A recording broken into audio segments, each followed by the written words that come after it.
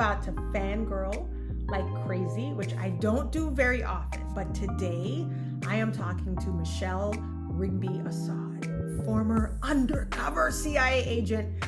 Listen, those of you who have known me long enough know that like my real name is Jade Bond. Like, okay, if I could come back, you'll hear me talk about what I would do if I could come back in another life. She's written this book, Breaking Cover, My Secret Life in the CIA, and what it taught me about what's worth fighting for.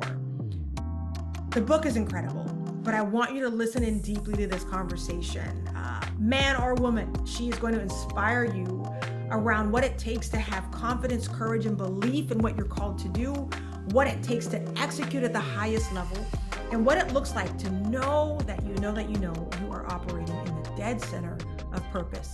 Enjoy this interview. All right, so I already geeked out in the intro, but I am speaking to one of my newest sheroes. This is Michele Rigby Assad, who, listen, some of you have heard me joke about how one of my fantasy lives is to like be an undercover spy, you know, / concert pianist, and I'll play this awesome concert in Berlin, but during intermission, I'll be like on assignment, maybe assassinate some evil dictator, come back, finish with Beethoven, and nobody will be none the wiser, right?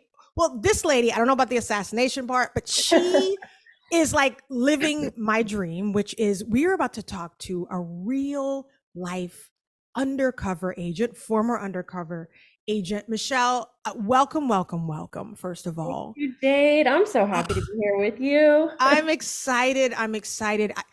I just think that what you have done, what you're doing, and the things that you have yet to do, you're living a life of impact and influence. And heaven forbid, when you finally leave this earth, you'll be able to say, I was there. Like I was a person of consequence. But how does a small town Florida girl get from there to the Middle East to being undercover in the CIA freaking A? Give me the nutshell. Nutshell.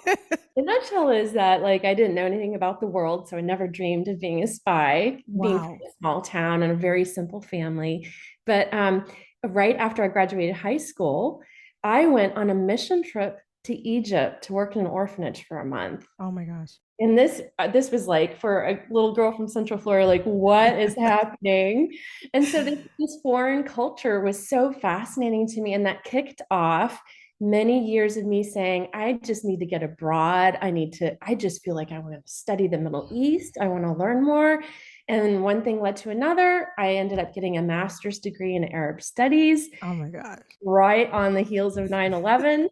And then, my husband and I get recruited into the CIA because we're both Arabists. So my husband's from the Middle East, a persecuted Christian from Egypt. And so the next thing you know, we are doing counterterrorism work in the Middle East. Like the next thing you know, this is, oh my gosh, of course there's a journey. Yeah.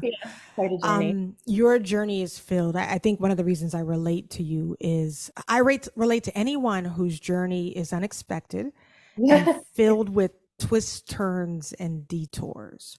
What was the first major, and we talked about the missions trip, what was the next major twist that you kind of felt, I think I'm headed down a pretty interesting but unexpected path?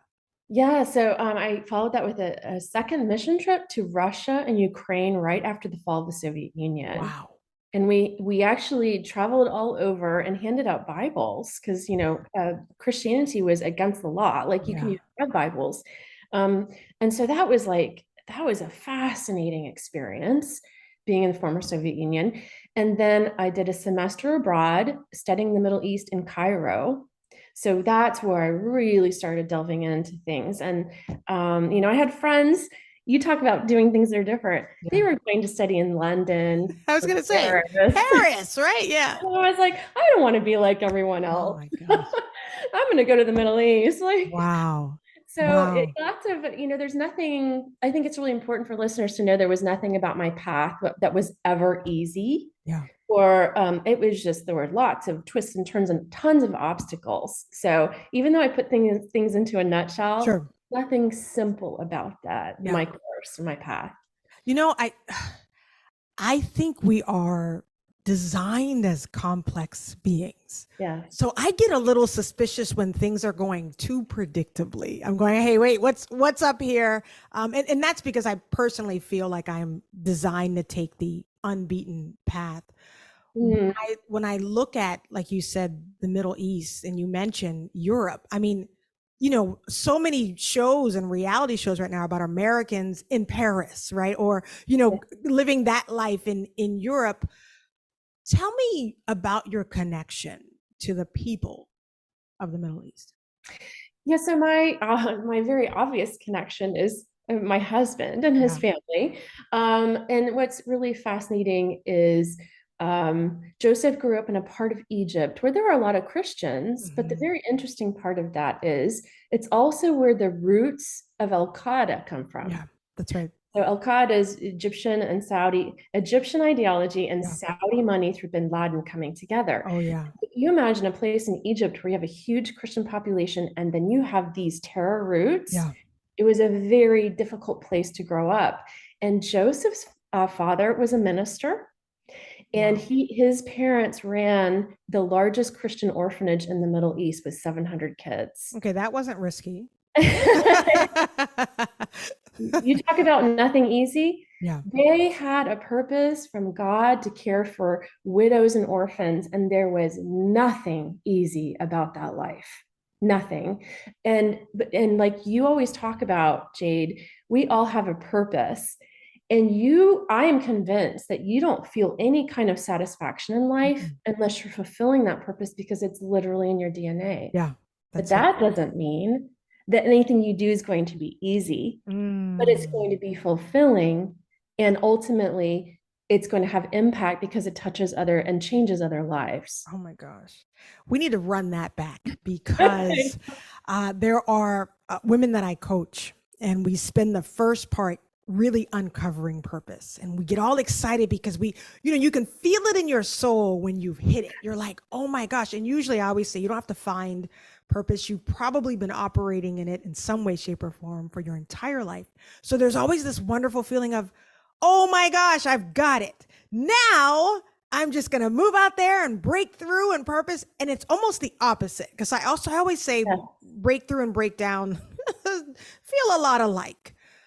So tell me about a moment where, you know, you're headed in the direction, you're in the CIA, and you're like, okay, I feel like I'm on the right path here. What was the toughest part of finally getting on the path and being on it? So, my path was hard. So getting to the point of getting into the CIA was Yeah. very difficult.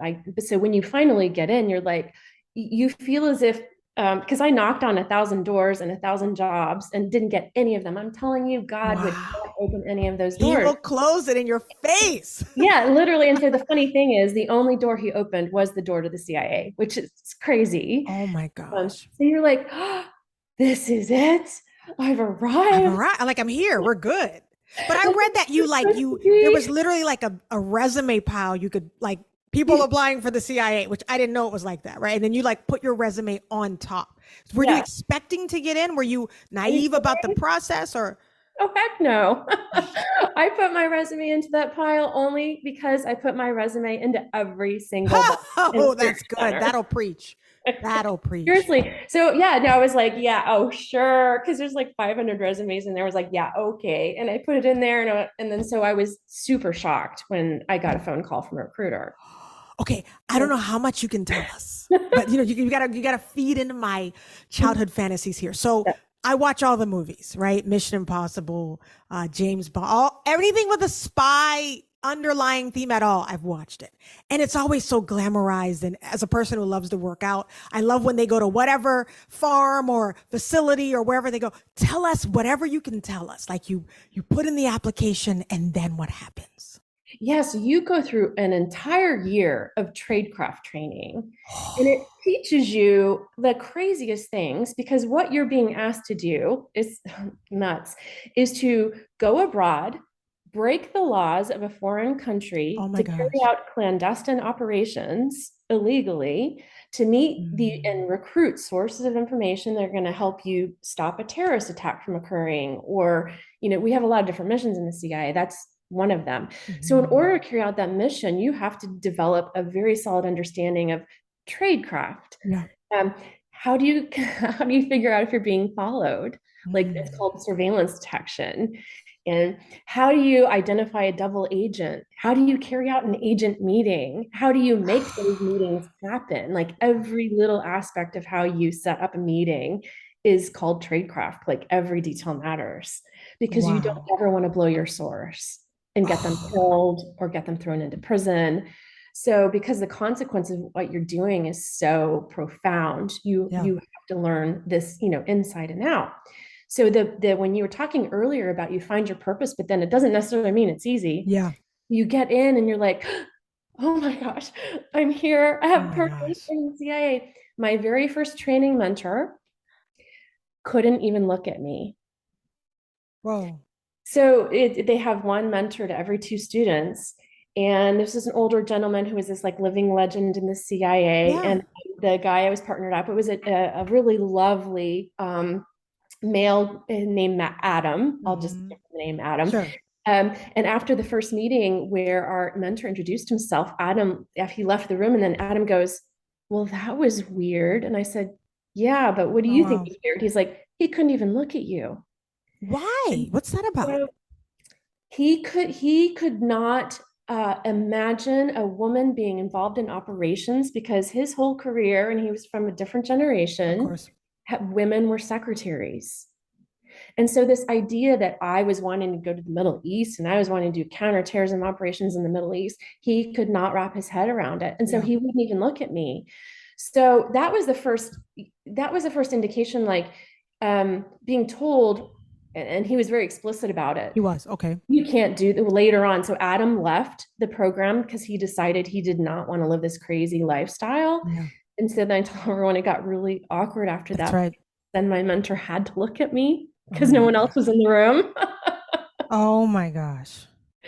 I mean, it was so crazy. So then he actually explicitly told me, I cannot understand how you can do this task because these terrorists will never respect you unless you have that respect. You can't do your Mm. job as an intelligence officer. Well, in his defense, is It was he not also wrong. pulling off of, knowing what the culture is in the Middle East, how women are seen in the Middle East, and then how Americans are seen, how white people are seen? Is he Yeah. pulling from all this, not just Yes. his own chauvinism, right? He's basing it on his experience He as wasn't well. wrong. Mm. Absolutely. You're so right about that. And I knew that. Like actually he was a Latin America expert, so he didn't Okay. know the Middle East, but he knew enough to Oh, understand well, it's a crazy yeah, place yeah. and certainly not welcoming to women. Like he knew that. Mhm. So I knew he was, chauvinistic because of his generation. God Sure. bless him. But also he wasn't wrong. And I knew that. But then I thought, well, how do I think I am going to do this job? Yeah. How? And so that really threw a wrench. And Jade, it took me 4 or 5 years into my 10-year CIA career before I found out he was wrong. And not Okay, hold on, slightly wrong, hold on. but hugely wrong. But I carried that obstacle, like that, like rock on my shoulder, that heaviness that I wasn't good enough for like half my career before I found out it was like totally Oh wrong. my. Okay, we got to pause there. There's a huge teaching moment glaring us in the face. I'm assuming this is a topic you speak on as a keynote speaker, right? Yes. Just that I've never heard it phrased like that. That weight, that boulder, right? Of kind of this insecurity that was placed on you. And Yeah. because it came from a person in authority who had expertise and who had Yeah. knowledge, who am I not to carry this boulder? Maybe he's right. I should feel insecure. How, give us maybe 2 or 3 ways in Mhm. those 4 to 5 years that helped you not quit. You obviously fought instead Right. of Oh, I love that. fled. So Stubbornness. yeah, I okay. was so stubborn because, like, honestly, it wasn't just a boulder he put on my shoulders. I already had that boulder. I made it heavier because, you don't know if you can be a CIA officer. Like, what the heck? I don't know if Wow. I'm capable. So I already had that doubt. And then when he told me, like, you can't do this, I was like, oh boy. So Mm, that boulder just became much heavier. However, as much as I admit that I lack the self-confidence, I'm also extremely stubborn. So I Yeah. was like, okay, maybe you told me I can't do this, but now I really want to prove you wrong. Are you competitive as well? So, Just so just a little bit. Yeah. probably I'm not very much like you. I know my people. I know my people. So competitive. Just Yeah. tell me I can't do something, then I'm like, And it's I on. would figure it out. It's so on. So, Yeah. Wow. So, here's something I'm going to do for the audience. I often tie with women that I'm working with, when we start discovering these incredible traits that may have been misinterpreted as negative traits, I like to look back at how something like stubbornness is working for you now. And yeah. can you think, I'm putting you on the spot a bit, can you think back to a time in your youth where stubbornness also came in handy? I think that I was always stubborn, but Mhm. thankfully for the right reasons. Yep. So as I was growing up, I'm a person of faith. My faith meant a lot to me. So I was just really stubborn about like, I know the cool thing is to drink underage and Yeah. take drugs and this and that. And I just was like, you know what? I'm not doing it. Yeah. Like I've always been very stubborn to say like I'm going to move forward in the way that I think is going to serve my interests the best. Mhm. And it doesn't matter if I'm the only one doing it. Like I'm Wow. still going to do it. So that stubbornness was helpful. I for those listening in, I like to reframe words. I love words. I just love them and I love looking at the root of them. What Michele just described was actually not really stubbornness at all. She was relentlessly committed Oh, yes. ever since her youth. If there was something she felt in her heart was for her or for her to do, she relentlessly committed in the face of Yeah. common knowledge, Mhm. people who meant well, Mhm. traditional wisdom. And Yeah. now, so the world will see it and go, oh, she's stubborn, or as women in authority often get labeled, she's difficult, right? So I'm curious, what I'm trying not to ask the cliche question of what's it like being a woman in a male dominated environment, but a lot of the women that I'm drawn to are in male dominated environments. And Yeah. I'm curious, you already ran into your first mentor was supposed to kind of take you by the hand and say, this is Cheer the you way. on. Yeah. So you said it took you 4 or 5 years to realize he was wrong. Yes. Tell me what that realization was. And did that even change for you an understanding of what it was to be Michele? Yes. Oh my gosh. So I had this light bulb moment, the when Oprah always described the aha moment, Yeah. and I will never forget it till the day that I die. Mm. This one particular moment in my career in the CIA. So you've been told by your mentor, you've looked around the CIA, you don't look like anyone else in leadership position, and you certainly don't act like them or have their personality. Yeah. So we're not just talking about differences in gender or race but you're talking about like differences in approach and personality, right? Yeah. So I'm smiling, I'm friendly, I'm just like you, and how the way that I interact with the world, I'm optimistic. Mhm. Okay, so you're gonna love this flip. Mhm. So how do I interact with and carry out an operation with a terrorist who, for him, I am everything that he loathes? Yeah. I'm an American. Yeah. I'm a Capital L, by the way. Yeah. lows and Yeah. disrespects. I'm an intelligence officer. It's assumed I'm a Christian. That happens to be right, but not necessarily right. And Really? Okay. Okay. because he just thinks all Americans are Christian. Yeah. All Americans think that too, but that's a whole other story. Yeah, Go that's the ahead. whole right. And I'm a woman. Yeah. So basically, the deck is stacked against you. So how, in fact, do you enter a meeting with a terrorist whose ideology says women should never leave the home? And if they leave the home, they need a male guardian. And if they leave the home, they should be monokaba with only their eyes That's showing. right. How do I convince him that you want to put your life on the line to work with me when I don't look like the kind of person you should be interacting with on that level? So I that day when I stepped in for my very first terrorist meeting in the CIA, I was so nervous, Jade. I was shaking, my Oh, heart was racing, like I'm perspiring. yeah. this guy's gonna pick up on your nervousness. I'm like, try not to be nervous. Are your trade crafts going out the window at this point? And then, you know what I did? I had one of those moments where you tell yourself, you know what? You can do this. So I was like, just walk in that room and be Michele. So I walked in there in 5 minutes or less. It was so short a period of time, Jade. I took my emotional intelligence and I said, I know these guys. I've been studying them for years. I've been studying the nuances of Arab culture for so long, and I'm going to crack that code. And under 5 minutes, and there's a whole strategy which I go into in my book that I used. I was able to show that terrorist, Abu Muhammad, I am smart. I speak Arabic. I know my stuff. I know your case. I complimented him on what he had, the impact that he'd had in his relationship with his case officer. And bam, like it was such a successful strategy that I could see the tables turn, and I could see now that not does he want to work with me, but he's decided, because I'm such a unicorn, like in his world, I am a total unicorn. He's fascinated by me. So now all those dynamics that were my total disadvantages, I flip them on their head, and now they become the reason why he wants to give me what he won't give anybody else. That intel he's holding back. Oh my gosh. Okay. We're gonna need like 3 hours. So I'm sorry. Clear your calendar. Yeah.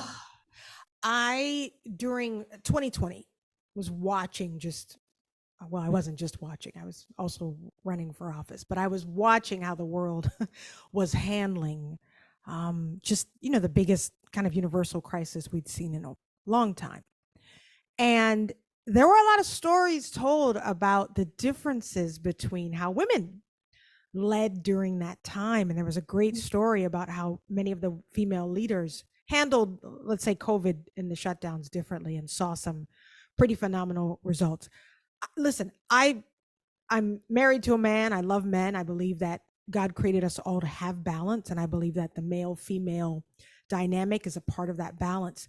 But I love encouraging women to harness the things that I believe are uniquely ours.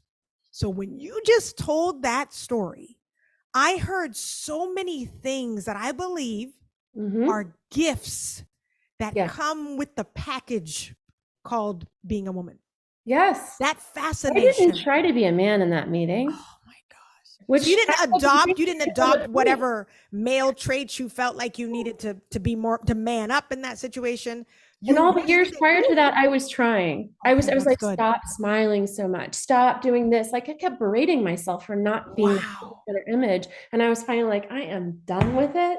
Yeah, so there was nothing about, in that moment, I was truly and fully Michele with my smiley face. Yeah. I mean, obviously with the terrorist, you rein it in a little bit, right? Of course. You have to project the best you can, still be smiley and friendly, but you're like, you are projecting a professional image. But I love the fact that I didn't have to do it like everybody else did it.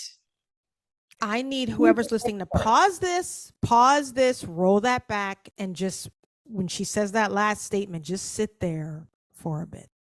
Yeah. You know what, Jade?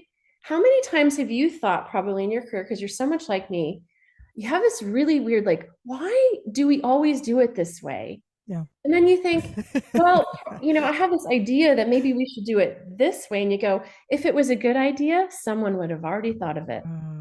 No, that's not true. So we have a unique way of seeing the world, and stop telling yourself, hold back, because if it was a good idea, someone else would have had it. Yeah. And you're right. It's, I love investigating our own wiring, and we can find these themes and how we were molded. I believe that God literally broke the mold with each one of us. So to spend a life in comparison, or in building your life based on someone else's blueprint, is literally, to me, an insult to the God who created us. That's how I think of it. And so when I look back at my wiring, it was always why are y'all doing it this way? Well, because it's always been done. Those phrases were always like anathema to me. Like, if it's always been done, it must be time to do something differently. But that requires you to embrace change, Yeah. reinvention in advance. How has that benefited you? I don't know if you're friends with change. I'm addicted to change. Was that hard? I'm assuming also that as an undercover agent, change was a part of the game. Oh Like, my did you gosh. have to change, like, like in the movies, you dye your hair and then you put on contacts and you wear a sexy dress one week, then you're in camo. Like, what did you have to do to change? What were some of Change the was changes required?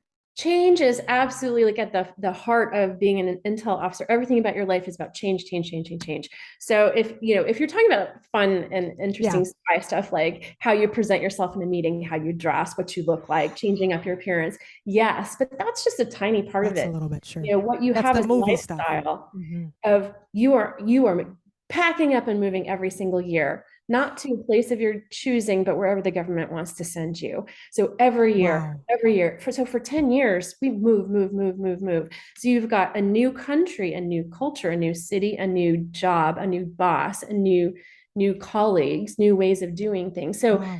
there is, so what's interesting, and I like to point this out, Jade, I am actually a creature of habit by nature. Wow. Yeah. Wow. Now, but I had an adventurous spirit. So Oh, what I that's good. become, I've actually kind of rattled myself.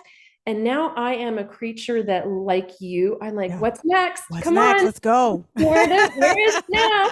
Like, if I Yeah. sit still too long, I get antsy. So Yeah. I think there is both what's in your DNA that you're created with, but then there are Mhm. these little bits that when you Sure. challenge yourself, you become better and more capable and more interesting and more adventurous. And the more you Wow. push, the more that you seek those things out. They scare you less, and then you just want them.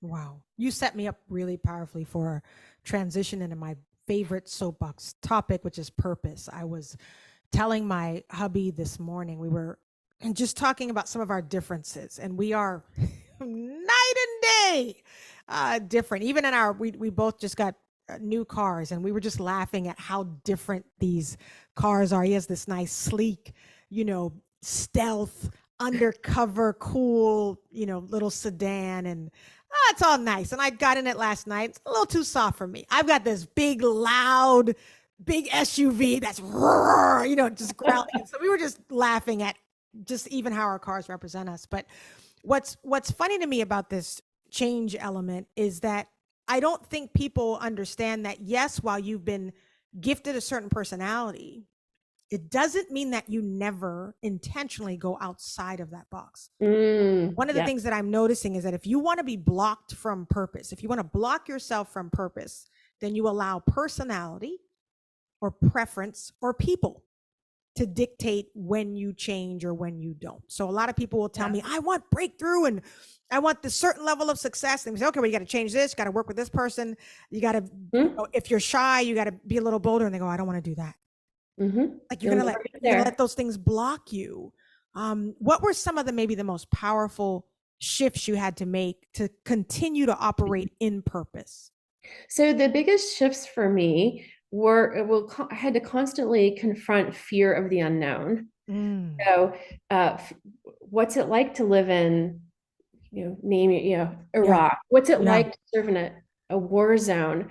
So, being able to tell myself, like, I am terrified. yeah. I don't want to go to Iraq. It's the worst part of the war. I don't want to go to the very first country I went to where there was just like kidnapping and carjacking, and it was a dangerous place, and Al Qaeda was running around all over the place. And I was like, Yeah. I don't know if I can live like so that fear. And so what I had to do was, you make it through those 2 years. Mhm.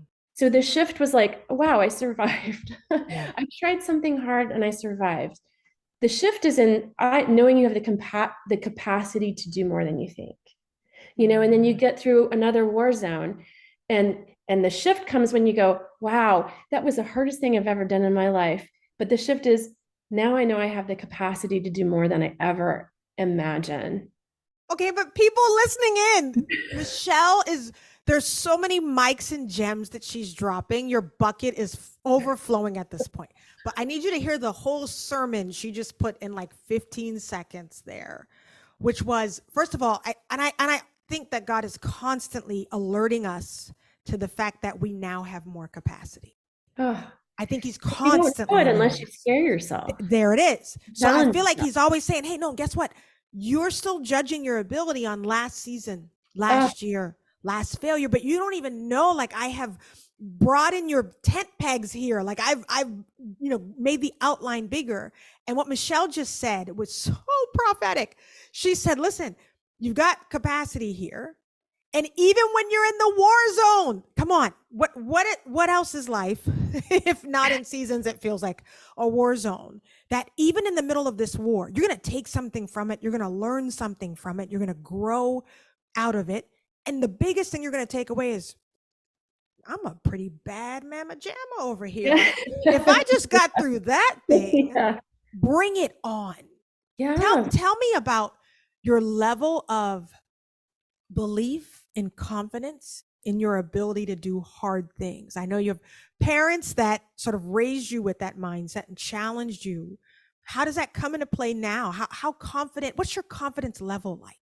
It's so great because if you saw my confidence level, way back when, and you can compare it to it now, it's like it's different. Like because I did all the hard things, I'm so secure and I'm so confident in taking on new challenges. It's like it's so liberating, but you can't get there without doing the hard things. Oh, My say that concern, again. You got to roll that back. Say that you again. cannot get to become a confident person. Yeah. You can't get there without doing hard things.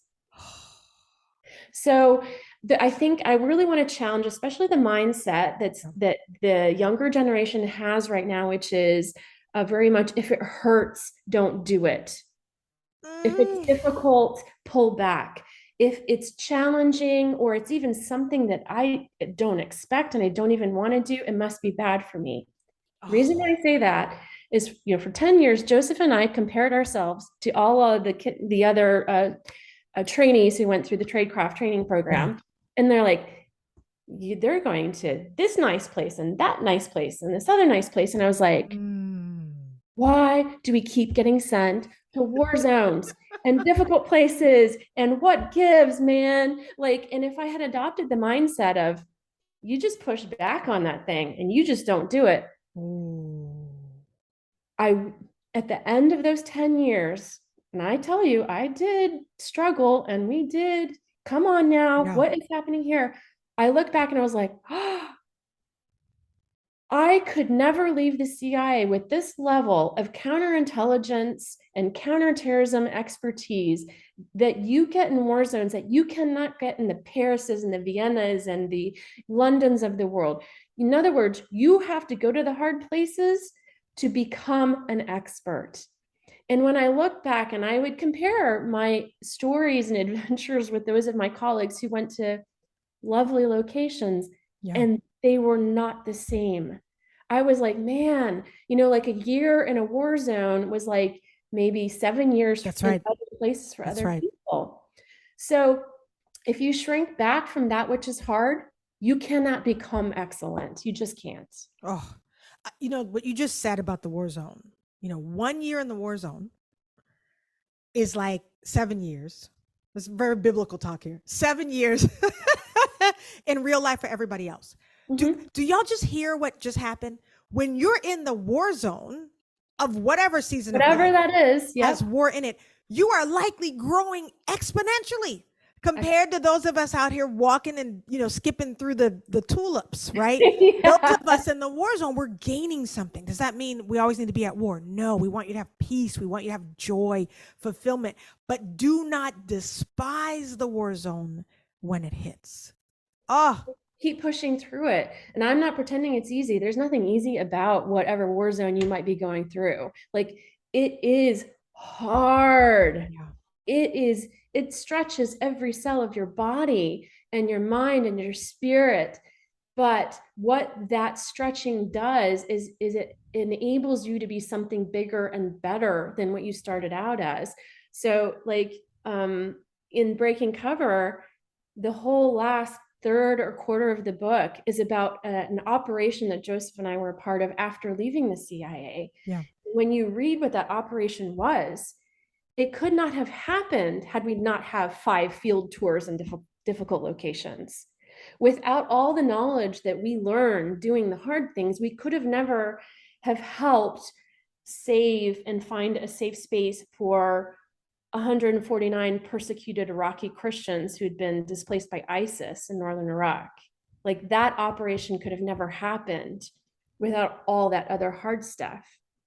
So if you're really know and you feel in your soul that you have a purpose, you've got to be willing to do some very difficult things to prepare yourself, because purpose, as you always say, Jade, your purpose really is fulfilled when you do things for other people. That's right. That's right. You get to see what comes out of them. It's in that outbreak. You know, I've let you drop the faith bomb a couple of times here without coming in straight for it, and I'm going to do that now. We're both outspoken women of faith, Christians. I'm so tired of all the labels now because they've all been misconstrued and misinterpreted. But people who follow the way of Christ, how has that played a role in your survival in these life and death situations? I'm talking about things like discernment. What do you do when death is imminent? Like, where does your faith come into play there? How has that been a recurring theme? I know I heard the mission trip, which was not an accident, right? I've heard about Joseph's role and his family's role. So God had this incredible through thread for your entire life. But in the most dangerous of times, where did your faith come into play? My faith was critical in that I don't believe that any of those doors were opened by accident. So I knew that God had opened those doors. So if he opened those doors, he knew that I was capable of walking through them, even when I didn't know I was capable of it. So I trusted that when he, got landed in the one place I didn't want to go, the war, Baghdad in 2006. Yeah. This feels undoable. But I was like, yet here I am. So God believes I'm capable. So I have to just push through and believe that that is correct, that he knows, that God might know a little bit better than I do. Just a little. He might have a clue. And so that faith was critical to all the bad days when you just think I can't go on anymore. The day that we lost a colleague who was killed by terrorists, the day when we had run to the bunkers because we were getting shelled and so many times, and the day we learned that one of our Iraqi colleagues was tortured to death by Al-Qaeda. Like, those are the moments where you just think that you break into tears. I can't go on another day. But God, you call your parents up on the phone, they pray you through it, and they say, you can get up tomorrow and you can walk back into the office and you can do the work in front of you. And I thought, please, God, give me the strength. And he did. It wasn't easy, but he did. So fundamentally, it was the strength of God and my belief that he knows better than me that has always kept me going when I felt very much in the dark. Whoa. There was something you said at the beginning of that I bet a lot of people missed. We heard you when you said God knows better than we do. He already knew that I was going to go in this place, so he must have known that I had the capacity. I always say, wherever he's sending you, he's already equipped you for. But right at the beginning, you said, I didn't want to go there. That also meant he knew you didn't want to go there.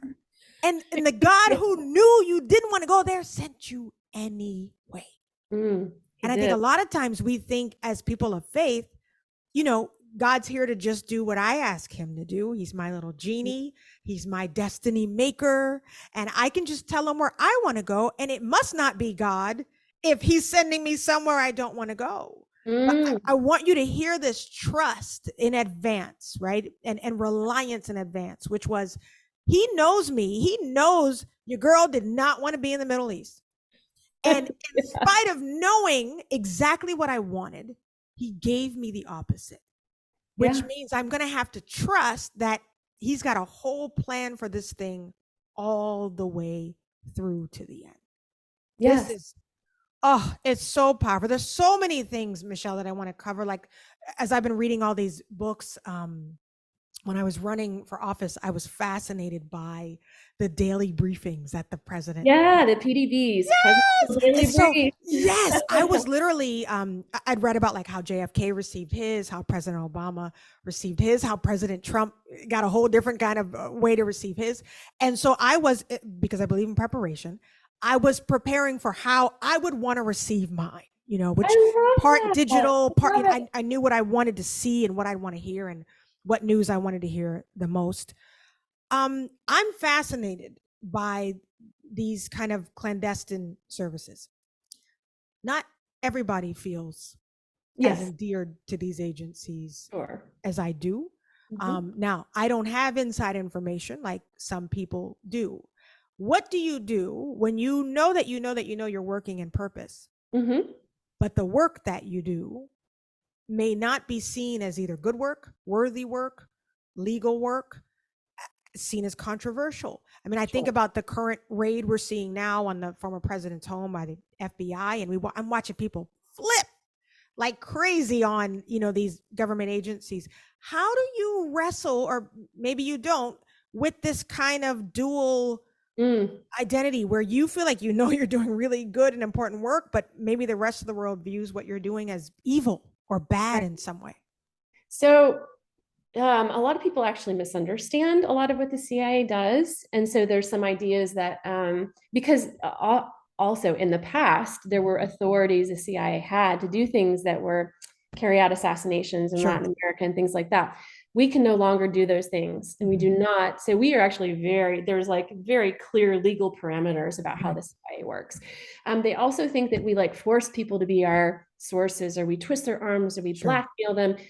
Oh my goodness, Well, the that is movies, the opposite. movies Yeah. sort of So back that up. Yeah. so there's a lot of misunderstanding. So we would never like force someone to be a spy. Like they have to want to work with us on their own accord, recognizing all the risks that that entails. Believe me, these people know they are putting not only their own lives on the line, but the lives of their spouses, their children, their families, their parents. Like they are even more aware than we are what the risks are. So they've got Sure. to walk into this knowing they're very brave individuals. Mhm. So I was never in a position that I was asked to do anything that was immoral. Mhm. Um, I never had a problem with it. One other thing people don't know, the CIA doesn't tell the policymakers, the president, what to do. Right. They think we give all kinds of policy recommendations, and our Mhm. simple mission is to gather the truth. So you gather information, and Mhm. then we just hand it over, and it's up to the president, National Security Council, and policymakers to decide what to do, what policy decisions to make based on that information. Wow. So yeah, I recognize that there's some controversy about just even serving as a spy Yeah. in another Oh, yeah. country. But then I would also say, if we weren't doing those things, we would be in such significant trouble, because even though generally people don't believe we're at war right now, if Yeah. you saw on a daily basis what the That's right. Chinese and That's the right. Russians are doing to us in the United Mhm. States, Mhm. you would understand the critical mission that we have to protect ourselves and keep Yeah. ourselves safe, never mind the counterterrorism mission, which is pretty obvious. Like Yeah. we're trying to stop terrorist attacks, everyone can agree on that. But like there's so many reasons why the work of the CIA is really so important and so necessary. Wow. I was reading one of the accounts of Osama bin Laden and how everything played out. And in one of the final chapters, I forget the name of the book I was reading at the time, but it talked about how there were two women who were really integral in saying, I think we got a problem with this guy. Like, I think he's more of a problem than we think. And in this one account, it said that these women both were sort of dismissed at different points. Mm. You always wonder, what if, right? What if we'd listened? Would things be different? Of course, we don't know for sure. But Mm-hmm. this account, it was a man telling this part of the story, and he believes that we missed something really big by not listening to these women. What have you done? And as we wrap up here, Mm-hmm. how do you advise us, those of us who really do believe we have something powerful to say? Yes. How do we get the courage to say what needs to be said? Mm. And if we feel like we're not being listened to, how do we make sure we're heard? Such a great question. And I wrestled with that all the time. Mm. What I say is there is no substitute for expertise. Like, you have to be smart, first of all. You have to be intelligent, and you have to know your stuff better than anybody else in your area. Again, you're a concert pianist. You work really hard to get there. I worked really hard to build my knowledge of Arab culture in the Middle East. So that when you speak, not only I'm very diplomatic when I'm bringing up some information that is not popular with people. Yeah. I am very diplomatic about how I present that information. I have to be very careful almost like, I want everybody to feel comfortable with me. Yeah. So I find a way to connect with the people, and I say, here's why I'm telling you this. Here's why I am raising the alarm on this case. This is why I think this person is a double agent. And a lot of times that information has to be delivered, or that challenge has to be delivered face to face, because people can misunderstand emails or texts. So when I have a very difficult a message, I get in front of someone and I say, hey, here's what I think. Here's why I think it. Let me walk you through the process that I went through, that I arrived at this conclusion. That's good. That's good. And in the process of then laying out your argument, you're also showing your expertise. Wow. Yeah. So, I mean, you can't lay out a good argument unless you know what you're talking about. So this guy's a double agent because I worked with Iraqis, and I saw how when Iraqis say this and they do that, and then when terrorist groups and this, and by the time you finish your explanation, they're like, okay, they may not fully understand it, but now they know you know what you're talking about, and they're very clear at how that you very systematically arrive.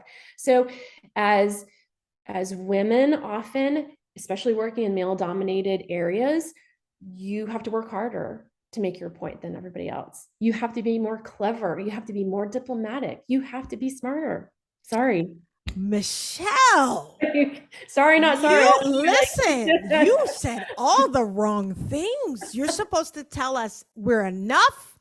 We just get in that room, kick the door down, strike our power pose, and talk as loud as the guys, because we deserve to be in the room. You just told us we actually do have to prove ourselves.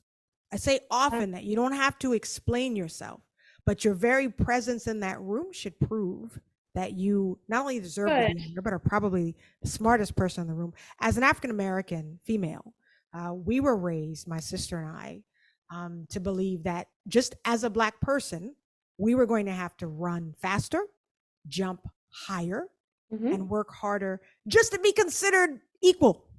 Right, just to get to, like, you could be average. We gotta work hard to show you're even average. Just to show we're in the room with the average people.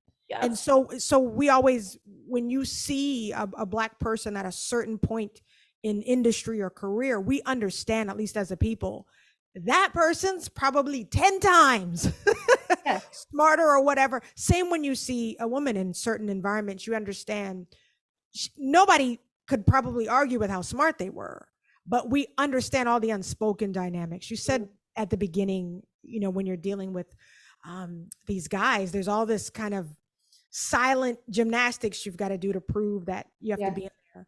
What I've noticed with keynote speaking, because most of my rooms, probably many like yours, are 60-40 male at best. I rarely get to do rooms full of women, but most of them are 60-40. A lot are 70-30, some are 80-20. Most of my rooms are white men of a certain age. And so immediately when I step on a stage as a Black female musician, you can feel in the room the question, what the heck is she doing here? What is she? Exactly right. Yeah, and you know it. And I've done this years. And you're okay with it. You just totally fine. I know what's about to happen. I'm like, dude, just sit down. Yeah. You're gonna be putty in my hands in just about 40 seconds here. Just hold on. So I've developed that knowing over time. But it is what I realized, and the way that I have learned not to take offense, but to take note, is that humans by nature are constantly looking to see themselves validated. Yes. So when someone who is other is lifted up or steps in a position of authority, it takes a while for the brain to process, wait, they don't look like me, and they also don't look like what I'm trying to look like, right? I don't look anything like John Maxwell. We don't resemble at all, but that doesn't mean that I can't serve you in a powerful way. So take us home. Not taking offense. Oh, yeah. So I always say I don't take offense, I take note. And what I'm taking note because of, you can't challenge it if you don't understand it. You have to understand it. And I'm always taking note of what's missing here, what don't they understand, what can be taught here. What am I learning about that person for myself? This may be a person I don't want to connect with, and duly noted, moving right along, right? But there's so much you can take note of. Offense takes from you. Yeah. People talk about a chip on your shoulder, or that literally means if you got a chip there, something was taken, something was knocked off. And I'm sorry, I need all of myself and all of my energy to do the work that I'm called to do. That resonated with you. So the not taking offense. I guess you could have been a lifetime. I have no energy to take offense. And these days, everybody's taking offense about everything. Again, like you said, I don't have time other show. That.